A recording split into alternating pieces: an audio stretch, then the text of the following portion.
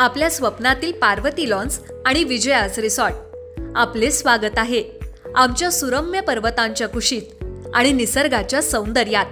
आमच्या रिसॉर्टमध्ये आरामदायक निवास, घरगुती पद्धतीच्या जेवणाचा आस्वाद, तसंच वाढदिवस, लग्न समारंभ आणि पर्यटकांसाठी खास मेजवानी. आजच बुक करा आणि सुट्टीचा आनंद घ्या. संपर्क 9850139023. या ऑफिसमध्ये खूप जणांचे प्रवेश झाले, म्हणजे आतापर्यंत किती प्रवेश झाले असेल अगणित झाले. पण आज भाऊ तुम्हालाही समाधान वाटेल तर तुमच्या फोंड्याचा प्रवेश होतोय.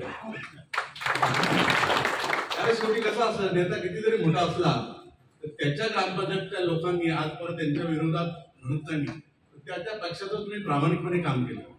तुमच्याबद्दल भाऊचं कधी कडूमत नव्हतं, भाऊंना ती जवळ ओळख, आणि तुम्हालाही भाऊंबद्दल कधी मनामध्ये वाईट हे नव्हती. पण त्या पक्षात तुम्ही होतात, त्या पक्षाचं तुम्ही प्रामाणिकपणे काम केलं.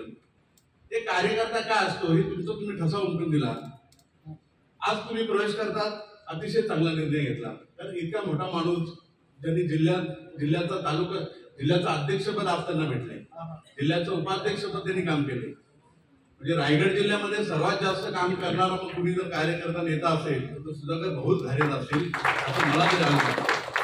सामान्य माणसाला समजून घेणारा, आदिवासी बांधवांमध्ये सर्वात प्रिय माणूस. म्हणजे कधी खेड्यापाड्यात तुम्ही या कौशल्याच्या पुढे जर आपण कधी गेलो तर भाऊ येणार असेल तर महिला मंडळ असेल किंवा आदिवासी मुलं असतील, लेझिम घेऊन ढोल ताशे घेऊन त्यांचं स्वागत करतात. अशा माणसाच्या बरोबर तुम्ही कालपर्यंत नव्हतात. ह्या गोष्टीची खंत तुम्हाला उद्या जाणवेल.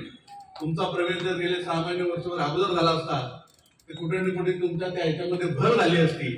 पण ती भर तुम्ही दामदुपटीने व्याजासहित पुरी कराल अशी मी तुमच्याकडे अपेक्षा बाळगतो.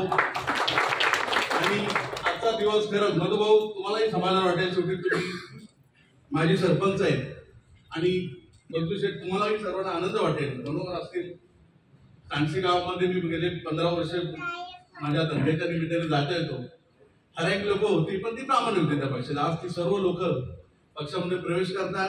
तालुका अध्यक्ष म्हणून मी तुमच्या सर्वांचं स्वागत करतो. इथे तुम्ही आलात.